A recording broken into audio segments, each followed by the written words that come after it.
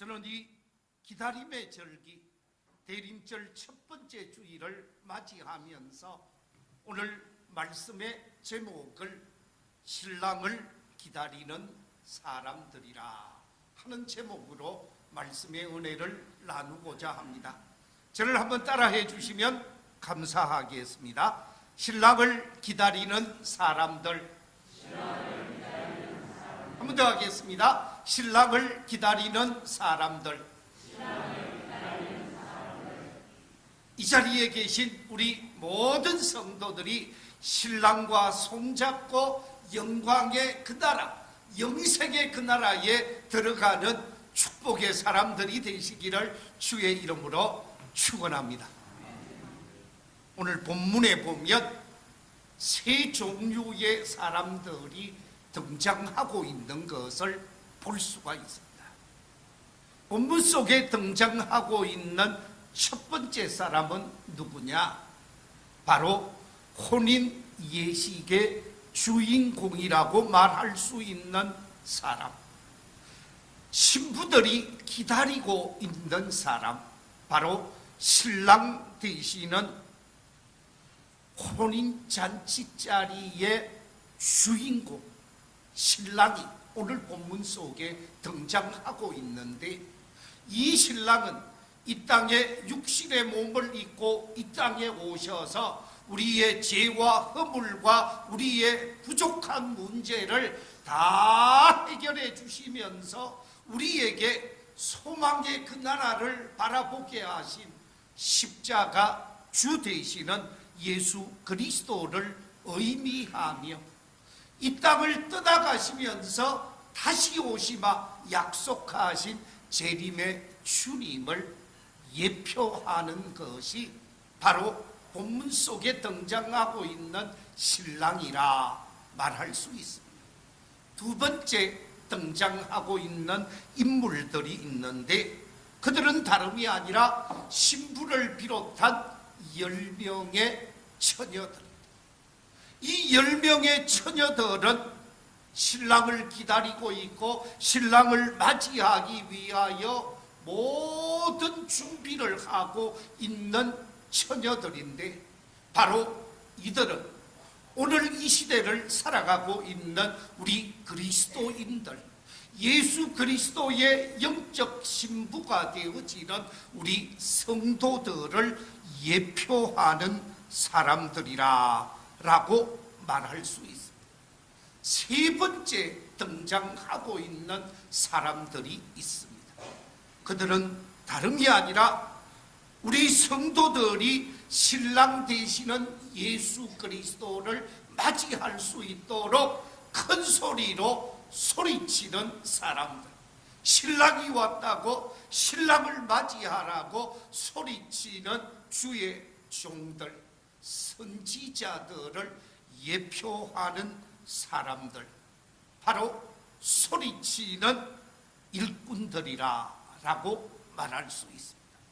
이 세 부류의 사람들이 오늘 본문 속에 등장하고 있는데, 이 아침 우리가 함께 관심을 기울이고 살펴보고자 하는 사람은 첫 번째 신랑도 아니요, 세 번째 소리치는 사람도 아니요, 바로 10명의 처녀들.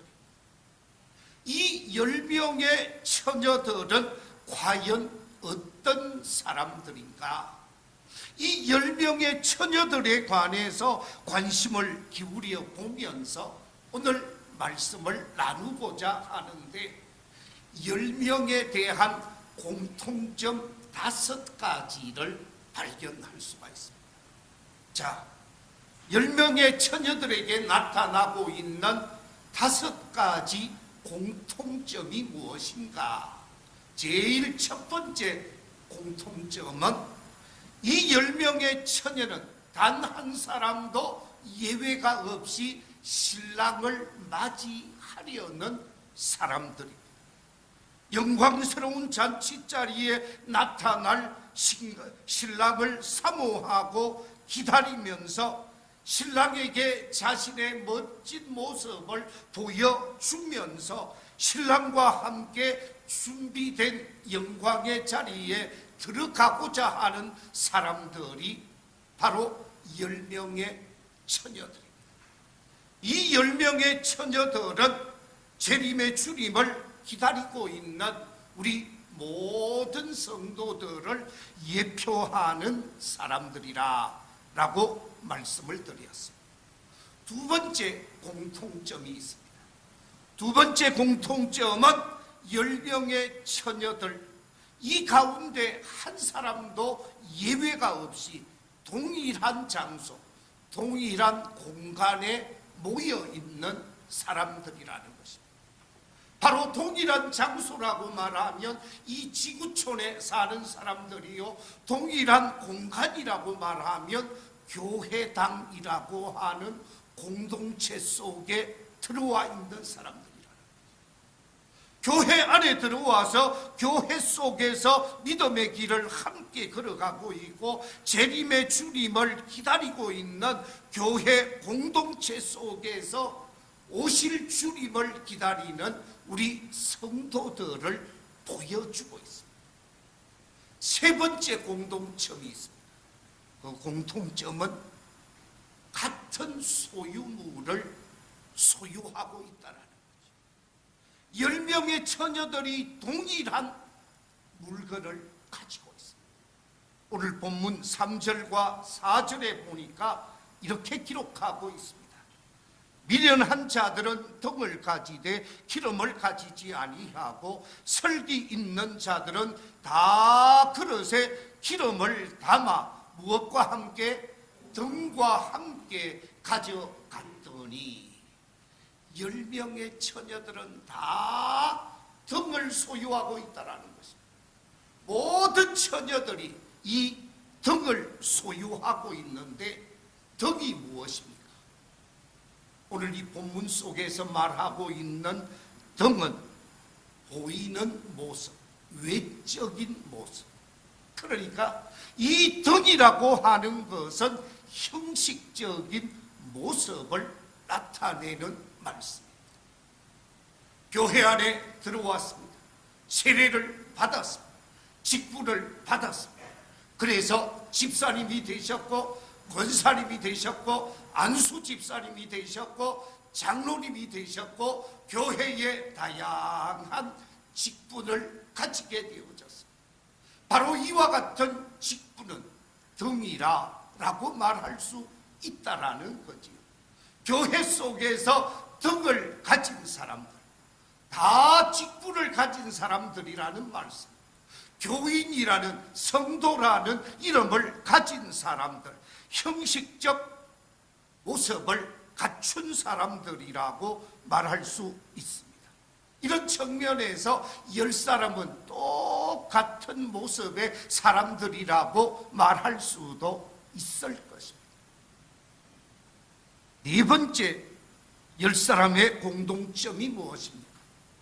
그것은 다름이 아니라 기다리다가 뭐 하기도 하고 졸기도 하고 심지어 뭐 하기도 했다고요? 자기도 한 사람들이라. 오실 메시아를 기다리고 오실 주님을 기다리면서 졸기도 하고 자기도 했다 그랬는데, 먼저 오늘 본문 속에 보니까 5절에 뭐라고 얘기를 하고 있습니까? 신랑이 어떻게 오므로? 드디 오므로 그랬습니다. 신랑이 빨리 오지 않았다라는 거예요.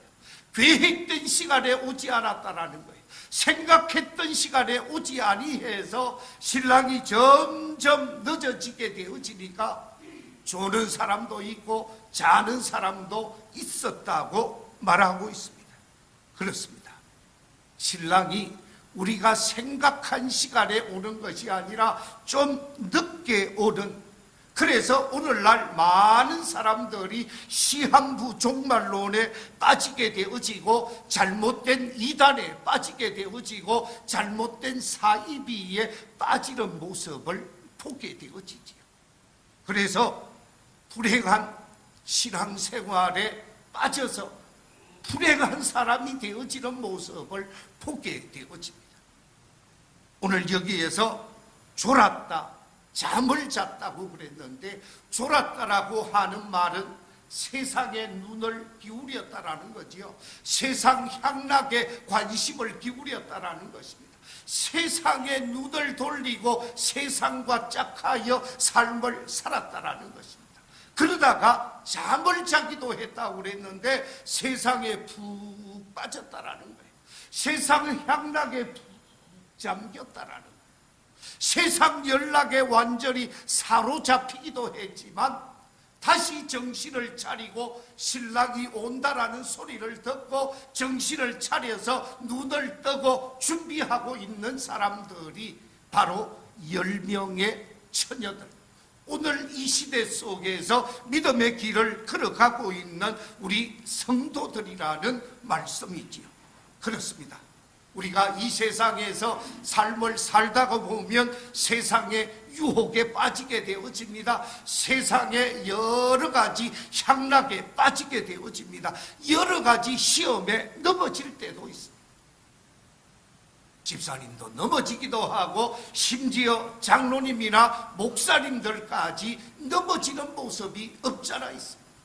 그렇기 때문에 형식적인 신앙, 직분만 가지고 있는 신앙이 아니라 확실한 신앙, 올바른 신앙, 온전한 신앙, 하나님이 기뻐하는 신앙을 소유해야 한다라는 말씀이지.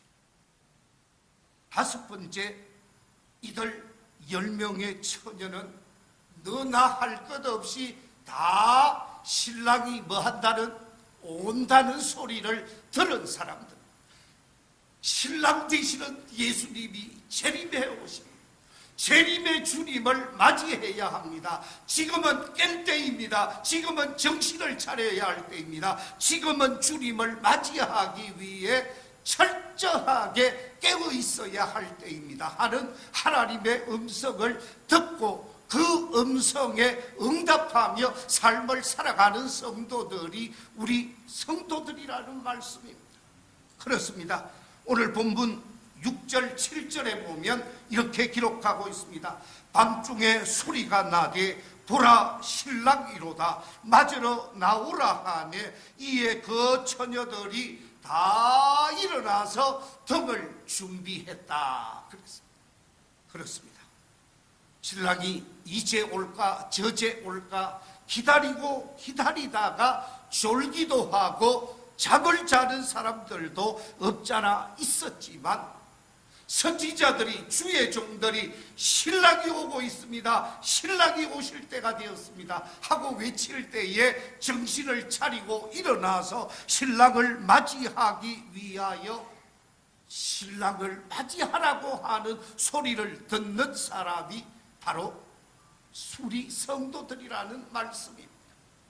그런데 오늘 이 10사람을 자세히 확인해 보면 두 부류의 사람으로 나누고 있는 것을 보게 되죠. 한 부류의 사람은 미련한 처녀로, 또 한 부류의 사람은 슬기로운 처녀로, 지혜로운 처녀로 표현하고 있습니다.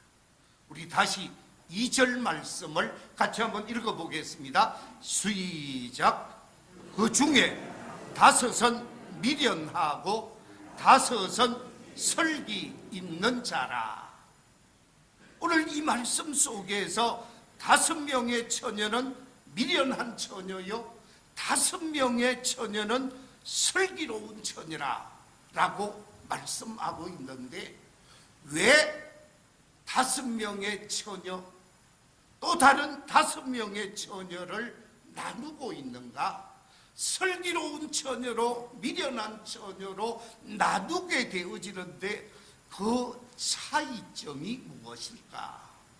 오늘 성경에서 차이점을 말하고 있는데 그 차이점은 다름이 아니라 준비물 때문이라는 거예요.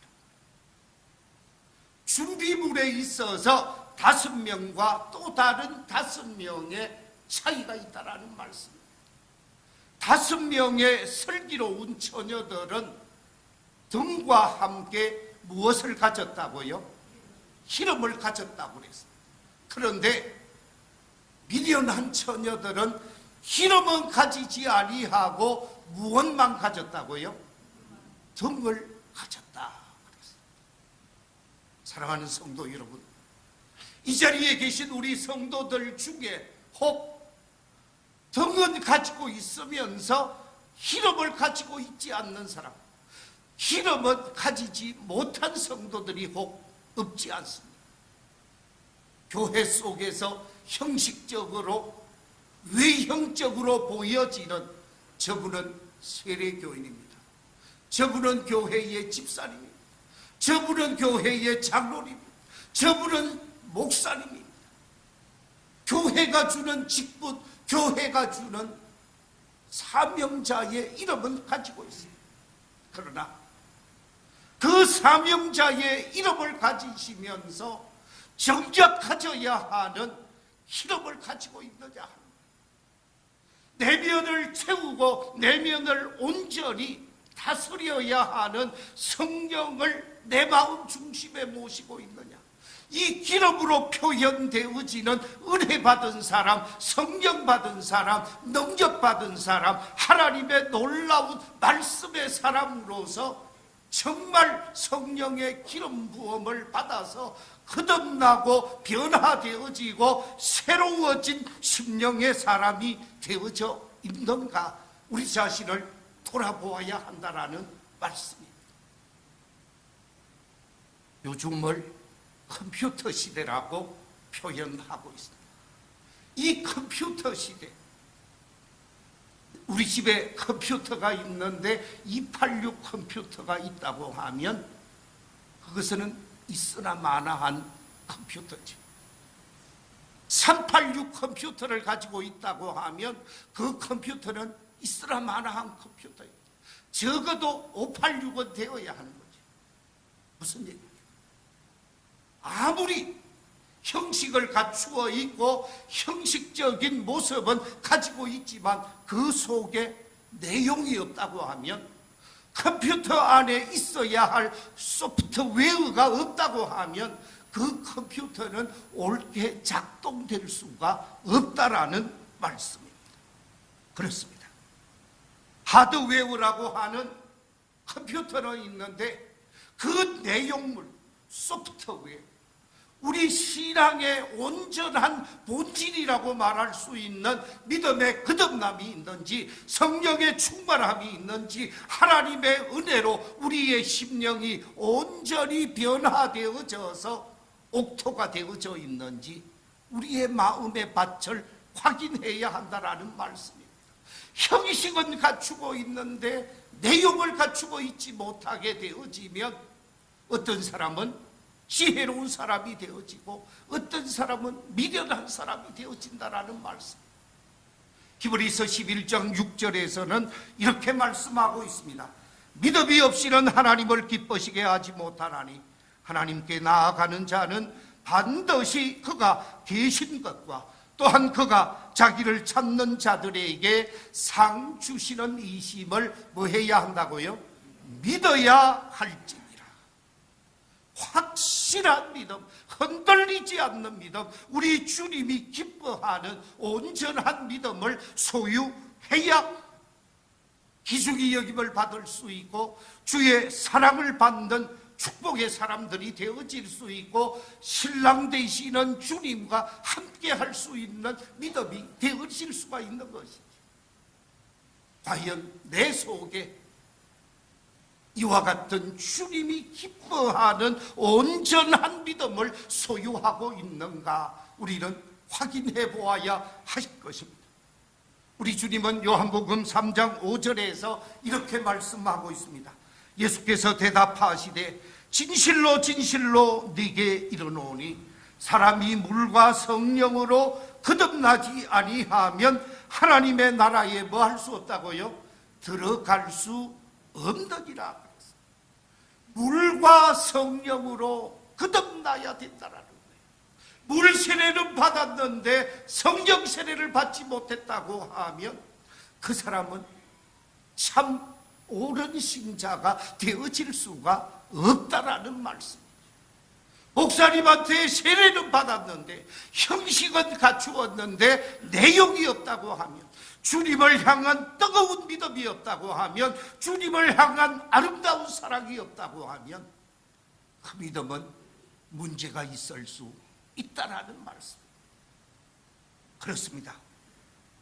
외식적인 믿음, 형식적인 믿음, 다른 사람들이 하니까 나도 겉으로 하는 척하는 믿음은 잘못된 믿음이라는 거죠.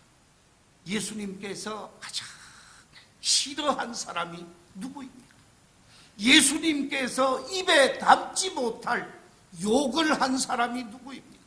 교회 밖의 사람입니까? 성전 밖의 사람입니까? 그렇지 않습니다. 성전 안에서, 성전에서는 나름대로 거룩한 모습을 취하는 바리새인들이었습니다. 사두개인들이었습니다. 우리가 잘 아는 말씀 마태복음 23장에 보면 이 바리새인들과 사두개인들에 관해서 말씀을 하고 있는데 27절에서는 이렇게 말씀하고 있습니다. 화 있을진저 외식하는 서기관들과 바리새인들이여, 회칠한 무덤 같으니 겉으로는 아름답게 보이나 그 안에는 죽은 사람의 뭐가 있다고요?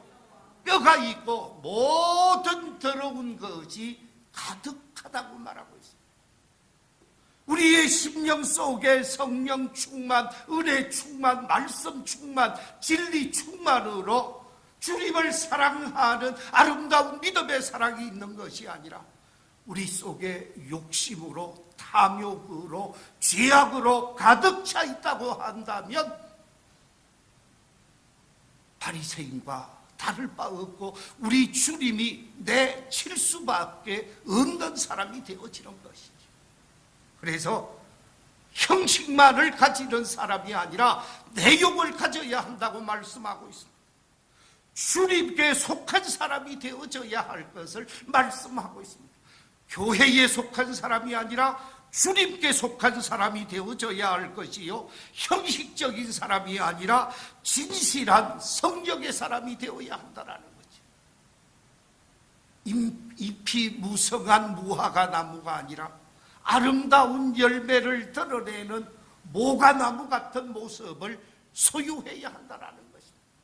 이 자리에 계신 우리 모든 성도들이 주님 만날 때 부끄럽지 않도록 진실한 믿음, 확실한 믿음, 흔들리지 않는 믿음, 하나님이 기뻐하는 복된 믿음의 사람들이 되시기를 주의 이름으로 축원합니다.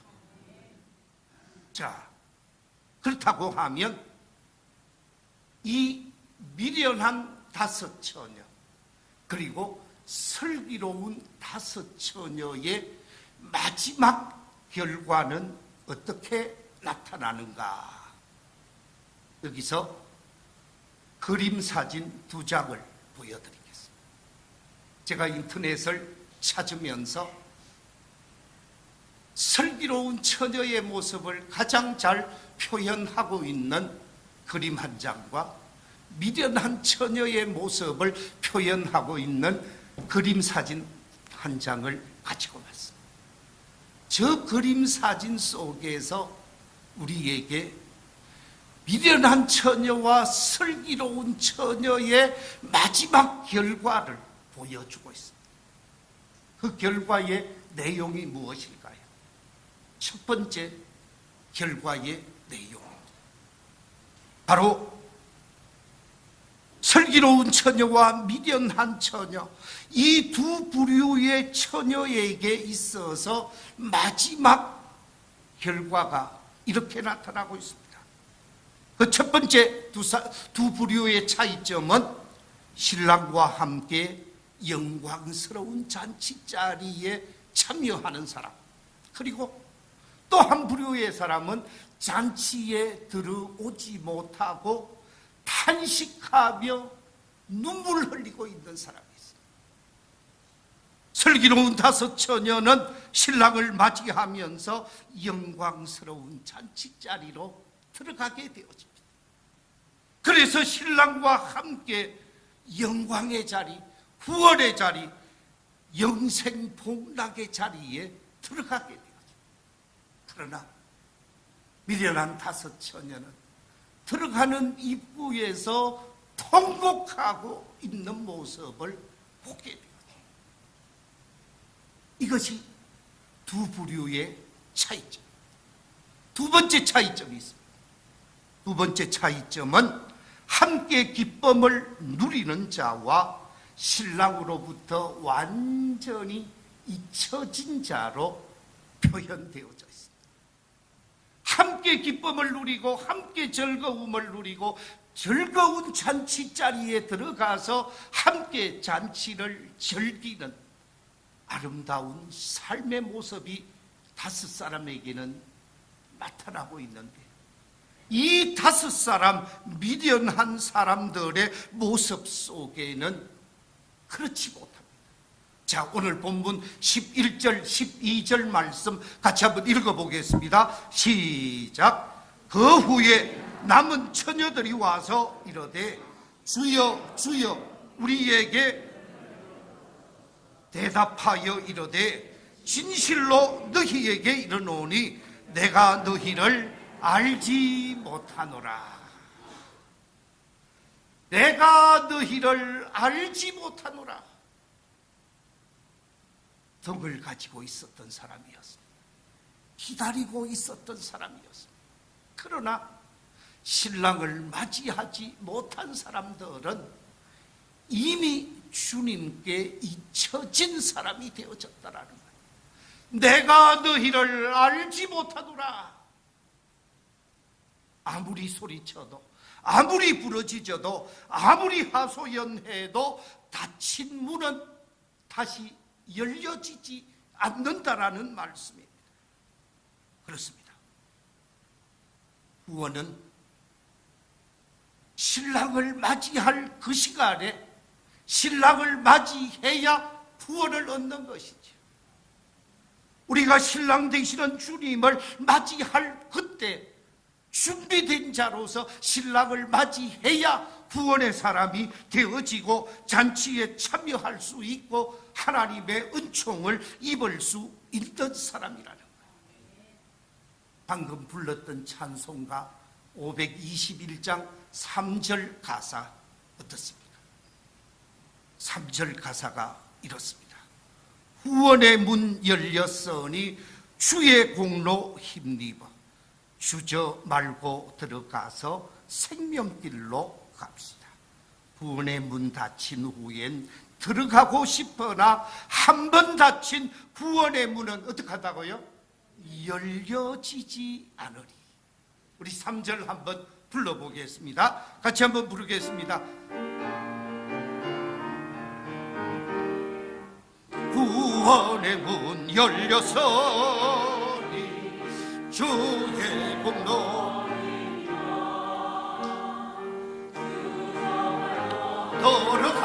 들어가서 생명길로 갑시다. 구원의 문 닫힌 후에 들어가고 싶어라. 한 번 닫힌 구원의 문 또 열려지지 않으니 구원으로 인도하는 더 좁은 문 들어가 영생으로 인도하는 그 생명길 갑시다. 할렐루야. 구원의 문으로 들어가서 생명길을 걷는 복된 성도들이 다 되시기를 주의 이름으로 축원합니다. 마지막 또 한 번의 차이점이 있습니다. 그것은 신랑으로부터 인정을 받는 사람과 인정을 받지 못하는 사람으로 차이가 났음을 확인하게 되어집니다.